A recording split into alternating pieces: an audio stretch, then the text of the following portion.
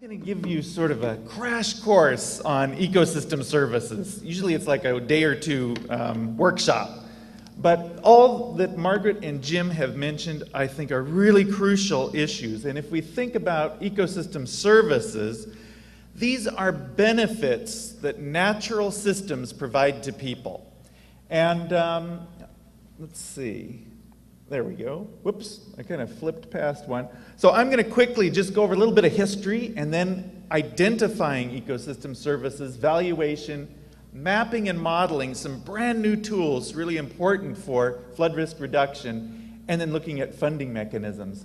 Now, I actually started as a geologist in the 5th largest coal mine in the country, and then went to graduate school in Louisiana with Herman Daly, who's fantastic. And you have to appreciate that we are really in a huge transition, in fact, for the way we look at economics. It's been in the past, we've thought about the economy as the big thing, and the environment kind of is the little thing. And so if you study resource economics or agricultural economics, it's a tiny part of the GDP. But in fact, that landscape provides tremendous benefits, and the true view of the way things really are is more like this, where in fact, all of our economic assets, all our cities, our roads, everything else, are set within our environment, within our watersheds. And if the landscape isn't doing well, then we can't have a viable economy. And disaster relief and mitigation are absolutely crucial. If you look at what happened in Pakistan with the massive flooding, it set that country back probably 10 to 20 years, and that's going to have an impact, in fact, on the US. And I think it's really remarkable that when right now economies change, and as a result, we have to change economics. And that really means cost-benefit analysis. It means changes for FEMA, for the Army Corps, for what we do in our cities and counties. If you think about it, it's really remarkable. Carnarvon, 1927, huge flood. We used dynamite to solve the problem in Carnarvon. This year, again, we used dynamite, amazingly. But it's incredible that we had this large of a flood and not more casualties. I mean, not more of a disaster. So that's been hopeful. But in 1927, think about this. Nationally, we had no measure of the economy. GDP did not exist. We had no measure of unemployment. We had no measure of inflation, no measure of the money supply. And so we went into the Depression in this catastrophe where we couldn't, if you don't measure something, how can you actually deal with the problem? And today, there's a lot we're not measuring yet, and that's what I'm going to talk about. One of the big differences between 1927 and today is that in 1927, our built capital was scarce. We actually needed more roads. We needed more indoor plumbing. That was the crisis, and that's what our economics focused on measuring. Ecosystem services and the benefits they provided were wildly plentiful in this country. Flood protection was, in fact, more plentiful because we had more wetlands and a lot fewer people and a lot less infrastructure in areas that could be inundated or impacted. So today, in fact, flood risk reduction has never been more important. And in fact, it's more important than putting more roads into this country. We've got a lot of asphalt and plastic toys. It's no longer scarce. And so if you think about relative value as an economist, the value of our built capital is not so great as it was relative in the 1920s. Louisiana, for example, had almost no roads. Washington State had few highways and roads in 1927. Now, our natural capital is becoming scarce. Flood risk reduction and hazard management is absolutely crucial, much more crucial than it was in 1997. And it's a lot more valuable. That's what I'm going to talk about. And it's crucial that we develop measures of that value. So I'm going to give you an example of why this is so important, and hazard risk reduction and your jobs are more important in the 21st century than they were in the 20th century. If we don't take care of the landscape and broaden our vision of flood risk reduction, earthquakes, and all these other threats, in fact, they may become much greater. I went to graduate school. I went from Washington State down to Louisiana, And this is what's happened to the delta of the Mississippi River. We have lost 1.2 million acres of wetlands. And when a landscape goes in that direction, it doesn't make any difference. Piles of levees cannot defend against increasing hurricanes. The Gulf of Mexico is warmer. If the hurricanes Katrina and Rita had occurred in the 70s, they probably would have been Category 3 hurricanes because the water was so much cooler in the Gulf. Now we're talking about 80-some degrees, sometimes to a depth of 150 feet. That's gasoline for a hurricane. And of course we had oil drilling, loss of those wetlands. For about every 2.5 miles of wetlands, you would take 1 foot off the storm surge of a hurricane. And I have to say that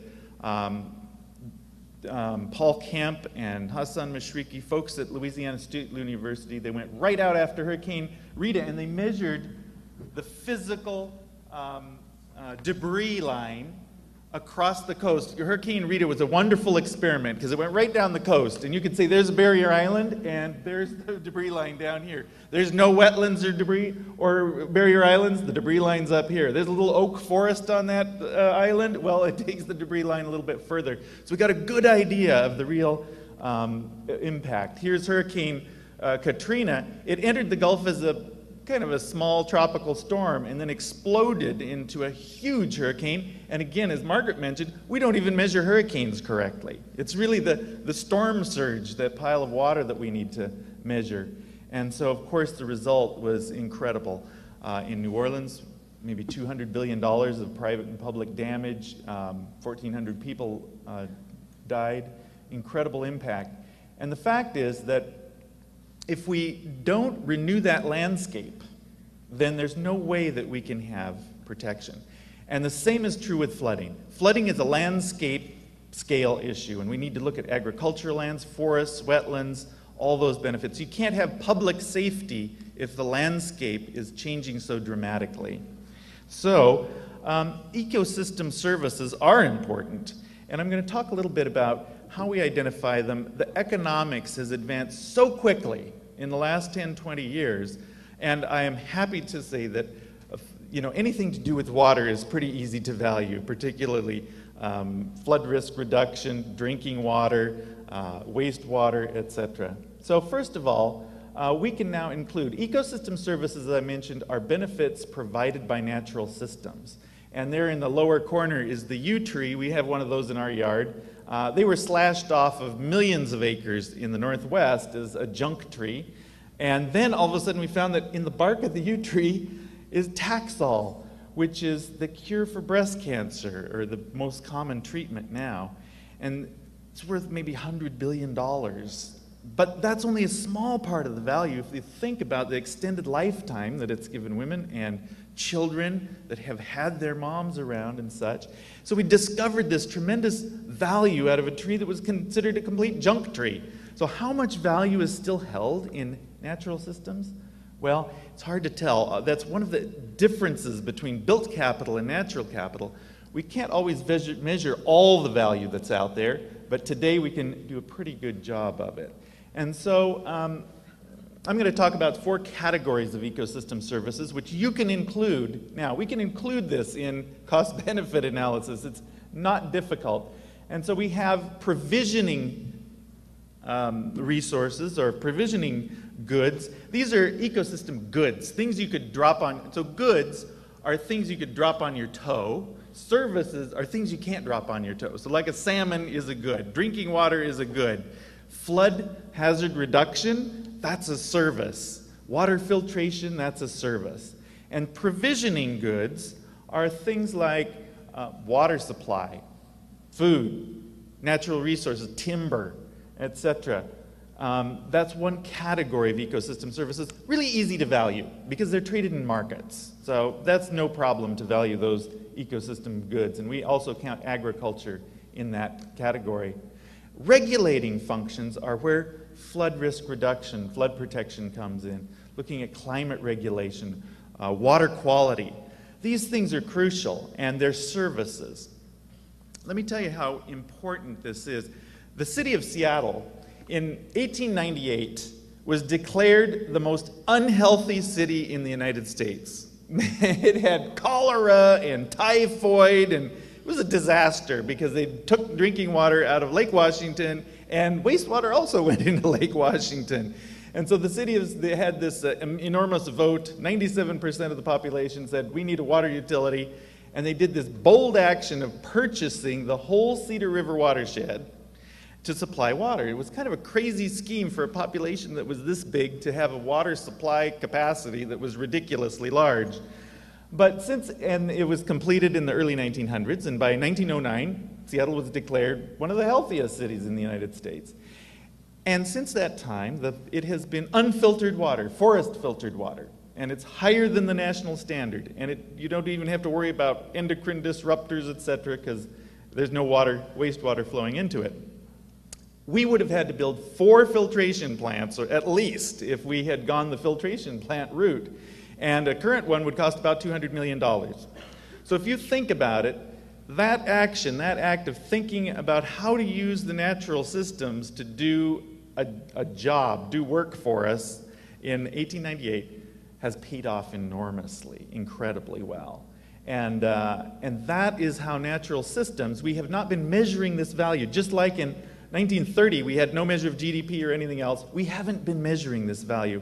And this is why it's important. Seattle Public Utilities right now has kind of a problem, and we're working with New York and a number of other big utilities. They can take a bond out to go ahead and build a filtration plant, $200 million filtration plant. They cannot take a bond out to go into the watershed and remove roads and reduce siltation and improve that asset, because it's not considered an asset on their books. So that watershed is only counted for timber value and bare land value. Well, we need to change those accounting rules. It needs to be valued for the water supply and for flood protection and for other benefits. And so this comes down to, we need to change accounting rules, we need to change cost-benefit analysis, we need to change a number of things.